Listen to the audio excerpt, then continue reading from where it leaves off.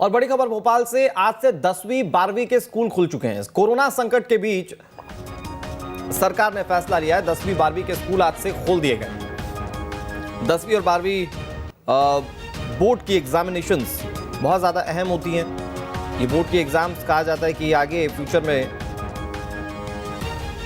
इसके मार्क्स काफ़ी मायने रखते हैं। ऐसे में किसी भी तरीके से स्टूडेंट्स का साल खराब ना हो, इस साल वो आसानी से पढ़ के एग्जाम्स दे सके। हालांकि पाठ्यक्रम भी छोटे किए गए, लेकिन आज से स्कूल शुरू कर दिए गए। सवाल बहुत सारे हैं पेरेंट्स यानी कि अभिभावकों के जहन में भी। बच्चे क्या नियमों का पालन करेंगे? स्कूल प्रशासन क्या अपनी ओर से तमाम उन व्यवस्थाओं को मुकम्मल कर सकेगा? तमाम नियमों का क्या बच्चों से पालन करवाया जा सकेगा? सरकार की कोशिश है कि बच्चे जो हैं वो सुरक्षित रहें। ऐसे में हर उस तमाम जरूरी गाइडलाइंस के साथ आज स्कूल खोले गए हैं, जो कि कोरोना के लिहाज से बहुत अहम हो जाते हैं। 10वीं और 12वीं इन दो कक्षाओं के आज स्कूल खोल दिए गए। लेकिन अगर ये सफल होता है एक्सपेरिमेंट, तो फिर हम उम्मीद कर सकते हैं कि दूसरी कक्षाओं के लिए भी जो स्कूल हैं वो जल्द से जल्द खोले जाएंगे। हालांकि मुख्यमंत्री शिवराज सिंह चौहान ये पहले ही साफ कर चुके हैं कि अब अगले साल से बच्चों के स्कूल जो है वो खुलेंगे। लेकिन 10वीं 12वीं के छात्रों के लिए स्कूल खोल देना सरकार का बड़ा फैसला, और सरकार इस बड़े फैसले के बाद किस तरीके से इसे मुकम्मल करवा पाती है, ये देखना बहुत जरूरी है। कोविड गाइडलाइंस निर्धारित की गई हैं, जिसे पालन करना बेहद जरूरी है। बड़ी खबर, हर घर हर अभिभावक से जुड़ी हुई खबर, जहां पर बच्चे आज से जो 10वीं और 12वीं में हैं वो स्कूल जाएंगे, और जो बच्चे अभी स्कूल नहीं जा रहे हैं वो उन्हें तैयारियां करनी होंगी। क्योंकि हो सकता है कि अगर यहाँ पर सफलता हासिल होती है तो फिर दूसरी कक्षाओं के भी, मसलन 9वीं 11वीं के भी स्कूल जो है वो खोल दिए जाएं, क्योंकि ये अहम क्लासेस होती हैं। यहाँ पर बच्चों की पढ़ाई आने वाले समय का बेस होती हैं। ऐसे में यहाँ पर सरकार चाहती है कि बच्चे जो अभी तक घर बैठकर ऑनलाइन क्लासेस ले रहे थे, अब वो स्कूल जाकर भी आसानी से चीज़ों को समझ पाएं। ऑनलाइन क्लासेस का जैसा हमने जिक्र किया, बहुत सारी डिफिकल्टीज या प्रॉब्लम्स वहाँ पर होती हैं। ऑनलाइन क्लासेस में मसलन कई बार कनेक्शंस की दिक्कत होती है। कई बच्चे ऐसे हैं जो शायद मोबाइल अफोर्ड भी नहीं कर पाएंगे पढ़ने के लिए। कई बार ये होता है कि टीचर पढ़ा रहा होता है, बच्चों को समझ में नहीं आता, तो वहाँ पर क्वेश्चंस पुट करने में या क्वेश्चंस उठाने में दिक्कतें होती हैं बच्चों को। तो ये तमाम चीज़ें जो रियलिस्टिक क्लासेस हैं इनसे दूर हो जाएंगी। लेकिन बहुत ज़रूरी है कि बच्चे समझदार रहें, ये समझे कि कितना ज़रूरी है कोविड के काल में स्कूल चलना और नियमों का पालन करना। स्कूलों की तमाम तैयारियां किस तरीके से हैं, क्या वहां पर खास कदम उठाए जा रहे हैं? क्योंकि कई स्कूल तो बड़े प्रेमाइसेस वाले हैं, तो वहां पर सोशल डिस्टेंसिंग का पालन, तमाम दूसरे नियमों को मनवाना आसान हो जाता है। लेकिन कई स्कूल जो हैं वो बहुत छोटे छोटे प्रेमाइसेस में चल रहे हैं।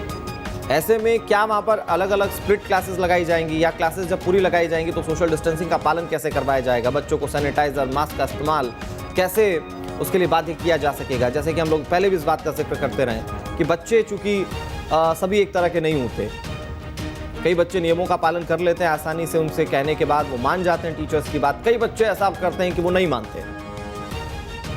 तो वहां पर स्कूल का काम बहुत ज़्यादा इंपॉर्टेंट हो जाता है। तमाम टीचर्स, तमाम स्कूल प्रशासन इन बातों का ध्यान रखे कि बच्चे जो हैं वो तमाम नियमों का पालन करें।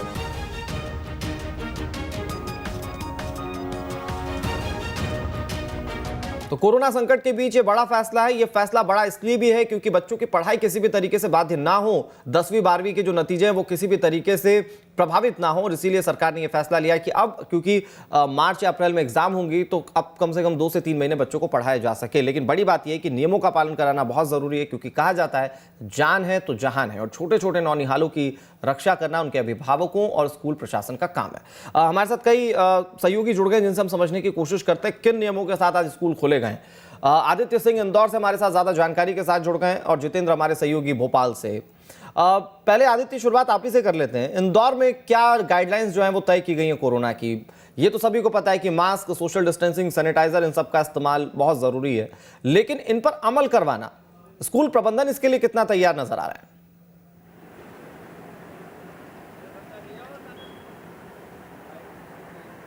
देखिए बिल्कुल अनुराग, ये बहुत अच्छा सवाल आपने उठाया है कि ये तो सभी को पता है कि मास्क, सैनिटाइजिंग और सामाजिक दूरी का पालन करवाना, लेकिन इसका पालन करवाना एक बहुत बड़ी चुनौती है। क्योंकि अनुराग पिछले कई चर्चाओं में ये बात बहुत साफ तौर से सामने आई है और आपने खुद भी इस बात पे चर्चा की है कि इस लोगों को लेकर बच्चे जो हैं वो कितना इसका पालन कर पाते हैं। क्योंकि अमूमन ऐसा होता है कि बच्चे बहुत नज़रअंदाजी कर बैठते हैं और ऐसे उसमें एक दूसरे के साथ खाना या उसी सामाजिक दूरी से हट के बैठना, एक दूसरे से अपनी बातों को साझा करना। और 10वीं और 12वीं के बच्चे तो होते हैं इनफ मैच्योर होते हैं, मतलब ये कहा जा सकता है कि कोरोना संक्रमण के दायरे में बहुत नज़दीक होते हैं वो बच्चे, उनको लगने का पूरी संभावना होती, खतरा बना रहता है। क्योंकि ये तो ICMR और WHO भी साफ कर चुका है कि जो एक 15 साल के ऊपर के बच्चे हैं या 15 साल से ऊपर के जो छात्र हैं उन लोग को ये खतरा कहीं ना कहीं बना रहता है। तो इसमें 10वीं और 12वीं के छात्रों की तकरीबन उम्र जो होती है वो 15 से 20 साल के बीच में होती है, अलग अलग तरीके से। तो इसमें एक बहुत महत्वपूर्ण चीज जो है वो गाइडलाइन का 100% पालन करना है। क्योंकि अनुराग, मैंने आपको पहले भी बताया था कि एक बहुत बड़ा वर्ग है जो शिक्षा क्षेत्र से जुड़ा है। तकरीबन इंदौर की बात करें तो 10 लाख छात्र छात्राएं हैं और उनके परिवार हैं जो इससे पूरे सीधे तौर से जुड़े हैं। मध्य प्रदेश की बात करें तो ये आंकड़ा करोड़ों में जाता है। तो अनुराग, ऐसे में बहुत जिम्मेदारियां बहुत बढ़ जाती है। और आपको दिखाऊंगा, हालांकि इंदौर में अभी स्कूल खुले नहीं है। ये तस्वीरें इंदौर के शासकीय उच्चतम उत्कृष्ट बाल विनय मंदिर विद्यालय की है। हालांकि यहाँ पर अभी ताला लगा हुआ है और कोई आवाजाही शुरू नहीं हुई है। और जिस तरह के हालात स्कूल के दिख रहे हैं, ऐसा लग रहा है कि ये स्कूल अभी फिलहाल तो नहीं खुलेगा। क्योंकि अनुराग देखिए, बहुत संशय की स्थिति है, अभिभावकों में भी बहुत संशय है। क्योंकि जिस तरह की स्थितियां बन रही है, इंदौर में रोज तकरीबन 450 के दरमियान मरीज आ रहे हैं। ठीक बात। और अनुराग, जैसा आपने देखा कि चर्चाओं में बात अक्सर आती है कि चुनाव आते हैं और कोरोना के मामले कम हो जाते हैं। तो लोगों का ऐसा मानना है कि अब नगरीय निकाय चुनाव है तो हो सकता है आंकड़े कम आ रहे हो, लेकिन ज्यादा से ज्यादा लोग जो है इससे संक्रमित हो रहे हैं। क्योंकि अनुराग, अब ये दायरा बहुत फैल गया है। किसी की भी बात की जाती है जब एक दूसरे से और आदित्य, इंदौर के लिए बहुत ज्यादा एक मुश्किल वाली सिचुएशन इसलिए भी है क्योंकि आज के समय में भी अगर 24 घंटे के आंकड़ों को उठाकर देखें, हर दिन तकरीबन 400 मामले जो हैं वो सामने आ रहे हैं। और ऐसे में बच्चों के लिए स्कूल खोल देना, अगर खोल भी दिया गया तो उसे कितनी कड़ाई से पालन करवाया जाता है नियमों का, ये देखना बहुत जरूरी है। आदित्य, आप बने रहिए हमारे साथ। जितेंद्र हमारे साथ भोपाल से जुड़े हुए हैं, दुर्गेश भी हमारे साथ जुड़ जाएंगे जबलपुर से। लेकिन जितेंद्र, अगर हम आपसे समझने की कोशिश करें, क्योंकि सब कुछ कंट्रोलिंग तो भोपाल से होनी है, शिक्षा विभाग इन तमाम चीजों की मॉनिटरिंग करेगा, सब कुछ दुरुस्त रहता है, तो हो सकता है कि आने वाले समय में 9वीं 11वीं को लेकर भी सोचा जाए। और अगर हालात ऐसे ही बने रहते हैं तो फिर अगले सेशन के बारे में भी सरकार कुछ इस तरीके से ही सोचे। तो क्या मॉनिटरिंग उनकी तरफ से की जा रही है? कैसे यहाँ पर सारी स्थितियों को कंट्रोल में करने के लिए कदम उठाए जा रहे हैं?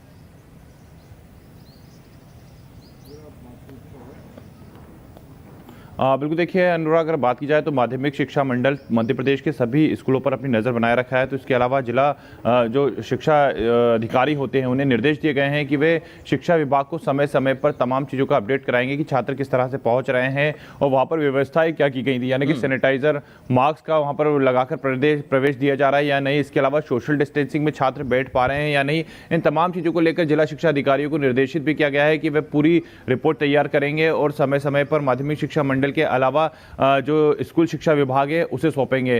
क्योंकि देखिए, यहाँ पर कोरोना एक चुनौती तो है ही, साथ में बच्चों का भविष्य खराब ना हो ये भी कहीं ना कहीं प्रशासन और शासन के पास एक चुनौती है। क्योंकि 10वीं और 12वीं के बच्चों का इसके पहले आपने देखा कि जनरल प्रमोशन दिया गया था।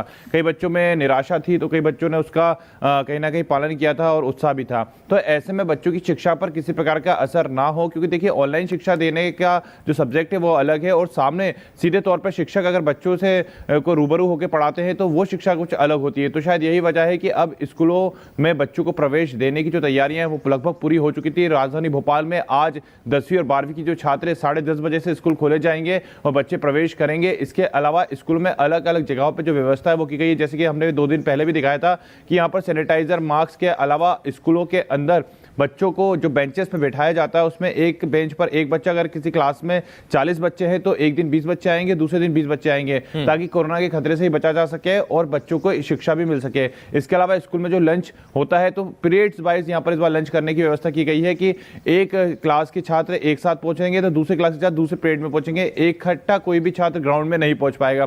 तो अलग अलग व्यवस्थाएं की गई हैं। और जैसे कि मैंने आपको बताया कि स्कूल शिक्षा विभाग पूरी तरीके से अपनी नजर मध्य प्रदेश में बनाए रखा है। सभी जिला शिक्षा शिक्षा अधिकारियों को निर्देशित किया गया है कि वे मॉनिटरिंग करें, समय समय पर स्कूलों में पहुंचे और वहां पर जाके व्यवस्था देखें। अगर कहीं किसी स्कूल में कोई व्यवस्था ऐसी पाई जाती है कि यहाँ पर सोशल डिस्टेंसिंग का पालन नहीं कराया जा रहा है, या फिर यहाँ पर बच्चों के मुंह में मास्क नहीं लगाए, या फिर वो पूरी तरीके से कोरोना के नियमों से वंचित हैं, तो ऐसे में स्कूलों के जो प्राचार्य होते हैं या शिक्षक होते हैं उन पर भी कार्रवाई हो सकती है। तो यहाँ पर पूरी तरीके से अब जो कहा जा सकता है कि शिक्षा का पूरा देना और शिक्षकों के हाथों में ही है कि वे किस तरह से बच्चों को शिक्षा देंगे और कोरोना के नियमों का पालन करा सकेंगे, क्योंकि अगर जरा सी भी कोताही बढ़ती जाएगी तो कहीं ना कहीं जो कार्रवाई है जाहिर तौर पर यहाँ पर इन तमाम चीजों को ध्यान में रखना बेहद जरूरी है, और उसको अगर शिक्षा विभाग ने अमल में लाते हुए स्कूलों को खोलने का निर्देश दिया है, फिर उसमें किस तरीके से तमाम चीजें और दोस्तगी के साथ की जाती है देखने वाली बात है। जितेंद्र, आपका बहुत शुक्रिया।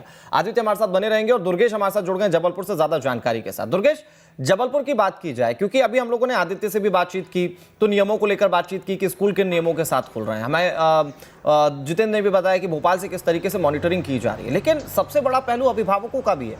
अगर कोरोना के केसेस बढ़ रहे हैं या कोरोना के केसेस अभी भी मिल रहे हैं तो जाहिर तौर पर शिक्षा पर तो अभिभावक ध्यान देना चाहते होंगे, लेकिन एक जहन में सवाल यह भी होगा कि हम अपने बच्चों की सुरक्षा किस तरह से सुनिश्चित करें। अभिभावक क्या संतुष्ट है स्कूल खुलने को लेकर, इस सेशन को लेकर?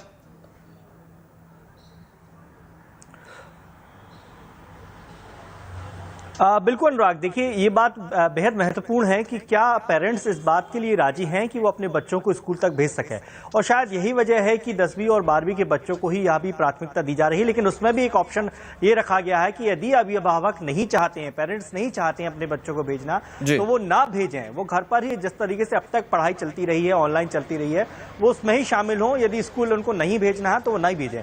यानी कि जो हर साल हम देखते थे कि उपस्थिति की प्रतिशत अनिवार्य होता था, इस बार ऐसी कोई कंडीशन नहीं है। नियमित तौर पर भले ही आज से खोले जा रहे हैं स्कूल, लेकिन इस बात का जरूर ध्यान रखा गया है कि पेरेंट्स की इसमें राजी होना चाहिए। यदि वो राजी हैं तो ही बच्चे स्कूल आ सकेंगे, और यदि वो राजी नहीं है तो स्कूल ना आए। हालांकि पेरेंट्स को लेकर देखिए 10वीं और 12वीं के बच्चों का सवाल इसलिए होता है क्योंकि बोर्ड परीक्षाएं होती हैं, और इन बोर्ड परीक्षाओं के अंकों के आधार पर ही बच्चा आगे की पढ़ाई तय करता है। तो ये भी एक चिंता का विषय है पेरेंट्स के लिए, न केवल पेरेंट्स के लिए बल्कि बच्चों के लिए खुद ही, कि वो इस साल किस तरह, क्योंकि देखिए पूरा लगभग सीजन, आधे से ज्यादा सीजन बीत चुका है, आधे से ज्यादा सत्र बीत चुका है। वैसे में जो कोर्सेज रह गए हैं, या देखिए ऑनलाइन के जरिए जो संभव हो सका है वो पढ़ाई बच्चों ने भी की है और शिक्षकों ने भी करवाई है, जैसे तैसे भी करके। लेकिन अब जो बचा कोर्स है, या कह सकते हैं कि अब फरवरी मार्च में जब एग्जाम की डेट आ जाती है, खासकर 10th और 12th की लेकर, तो उसको लेकर अब बच्चों में और अभिभावकों में चिंता बढ़ रही है। लेकिन अब देखिए कोरोना है, कोरोना से निपटना भी है और आगे का फ्यूचर भी हमें गढ़ना है। तो ये तमाम बातों का ध्यान बच्चों को भी रखना है, उनके माता पिताओं को भी रखना है, और स्कूल शिक्षा विभाग को भी रखना है कि वो कैसे ये तय कर पाएगा कि बच्चे आदि आते हैं स्कूल तो वो कैसे सुरक्षित हो पाए। हालांकि इसके लिए प्रॉपर गाइडलाइन जारी कर दी गई है शिक्षा विभाग की ओर से। ये कहा गया है कि किसी तरह की खेल गतिविधियां नहीं होंगी, किसी तरह के सांस्कृतिक कार्यक्रम नहीं होंगे, कोई अदर एक्टिविटी नहीं होगी, केवल और केवल पढ़ाई होगी। बच्चे को स्कूल आना है, पढ़ाई करना है और घर जाना है, इसके अलावा कोई अदर एक्टिविटी नहीं होगी। इसके साथ साथ स्कूल में क्लासेज में बच्चों को बाकायदा सोशल डिस्टेंसिंग का पालन करना है। हालांकि देखिए ये हम बहुत अच्छे से जानते हैं कि मार्केट में बात करें या आम सभाओं में बात करें या बाकी जगह शादी समारोह में बात करें, आमतौर पर सोशल डिस्टेंसिंग का पालन संभव नहीं हो रहा है इस समय भी। लेकिन फिर भी चूंकि शिक्षा विभाग की गाइडलाइन है, बच्चों को स्कूल आना है, तो ये तमाम चीजों का ध्यान रखना। ये बहुत अच्छी बात आपने कही दुर्गेश। स्कूल तो कई जगहों पर तो नियमों का पालन भले ही नहीं किया जाता है, लेकिन स्कूल एक ऐसी जगह होती है जहां पर शिक्षा ग्रहण करते हैं बच्चे, और आज से अगर वो नियमों को मानेंगे तो ये उनके लिए भी अच्छा है कि एक नए तरीके का जो अनुशासन है वो अपनी जिंदगी में जोड़ पाएंगे और वो समझ पाएंगे कि परिस्थितियों से निपटना कैसा है। तो ये परिस्थितियां बहुत कुछ सिखा देने वाली भी, अगर अभिभावक इसे बहुत गंभीरता से लें तो। एक बार फिर से दुर्गेश आपका रुख करेंगे। ग्वालियर से हमारे साथ विनोद जुड़ गए। विनोद, अगर ग्वालियर की बात की जाए, इस पूरे अंचल में स्कूलों को लेकर क्या रिपोर्ट मिल पा रही है? किस तरीके से स्कूलों की शुरुआत की गई है? क्योंकि 10वीं 12वीं की कक्षाएं आज से लग रही हैं, बहुत इंपॉर्टेंट सेशन भी है, तो तैयारियां स्कूल की क्या है? और खासतौर पर अगर सरकारी स्तर पर देखें तो क्या मॉनिटरिंग की जाएगी स्थानीय स्तर पर भी कि स्कूल किस तरीके से स्कूल का संचालन कर रहे हैं, बच्चों को क्या सुविधाएं दे रहे हैं?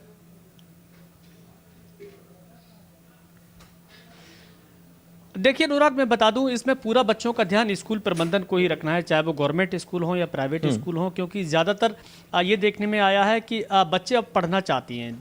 पिछले हफ्ते जब हमने इस चीज़ की पूरी इन्वेस्टिगेशन की थी कि ऑनलाइन बच्चे किस तरह से पढ़ रहे हैं, तो उसमें बहुत सारी परेशानी थी। किसी के पास मोबाइल नहीं था, किसी का मोबाइल उसके भैया या पिताजी ले जाते हैं, कहीं नेटवर्क का इश्यू है, कहीं बैटरी डिस्चार्ज होती है, कहीं बार बार बीच में जो अनावश्यक मैसेज आते हैं वो उनकी क्लास डिस्टर्ब करते थे। तो कहीं ना कहीं बच्चों को वो पढ़ाई नहीं हो पा रही थी जो एक क्लासरूम में होती है। और परीक्षा का समय है, 10वीं 12वीं की बोर्ड की बहुत इंपॉर्टेंट परीक्षाएं होती हैं। ऐसे में गवर्नमेंट ने भी कहीं ना कहीं इस बात को ध्यान में रख के ही इस तरह के आदेश जारी किए हैं कि आने वाले जो 2 महीने बहुत ज़्यादा इंपॉर्टेंट है, जनवरी और फरवरी का, क्योंकि मार्च में बच्चों की परीक्षाएं होनी है। लेकिन गौर करने वाली बात यह है अनुराग, ये देखना होगा कि इस बार जो परीक्षा से पहले बच्चों को छुट्टियां मिलती थी वो मिलेंगी कि नहीं मिलेंगी, क्योंकि 9 महीने से बच्चे स्कूल नहीं गए हैं लगभग, और 9 महीने में बच्चों का पूरा सेशन खत्म हो जाता है, पढ़ाई उनकी आधी अधूरी है। अब ये स्कूल प्रबंधन पर निर्भर करता है कि वो बचा हुआ सिलेबस या जो सिलेबस जरूरी है बच्चों के लिए वो किस तरह से पढ़ाएं। अपनी सारी फैकल्टीज़ को 2-2 पालियों में चूंकि पढ़ाएंगे ऐसा बताया गया है। बच्चों की संख्या जहाँ ज़्यादा है वहाँ सोशल डिस्टेंसिंग का पालन तो करवाना ही करवाना, और 9 से लेकर 12वीं तक के बच्चे ज़्यादातर ये बात जानते हैं कि उन्हें स्कूल में कैसे रहना है और किस तरह से पढ़ाई करनी है। बच्चे स्कूल जाने के लिए बहुत उत्सुक भी हैं। पिछले हफ्ते जब कई बच्चों से हमारी बात हुई थी तो वो समझ रहे हैं कि सोशल डिस्टेंसिंग तो ऑलरेडी पालन वो कर ही रहे हैं, लेकिन स्कूल में क्लासरूम में अगर दूरी से बैठ जाएं तो अच्छा है उनके लिए। अब बहुत ज़रूरी हो गया है, क्योंकि रिजल्ट अब बच्चों का कैसे अच्छा बने, और ठीक है, तो उस पर सरकार ने काम करना शुरू कर दिया, स्कूल प्रबंधन ने काम करना शुरू कर दिया। लेकिन एक बड़ा पॉइंट ये भी है, जैसा कि विनोद आपने बताया, कि सब कुछ स्कूल प्रबंधन पर निर्भर रहेगा, ऊपर कोई मॉनिटरिंग बॉडी नहीं रहेगी। तो अगर लापरवाही होगी तो फिर उसका जवाबदेह कौन होगा? स्कूल प्रबंधन तो हाथ खड़े भी कर सकता है, जैसा दूसरे राज्यों में देखने को मिला।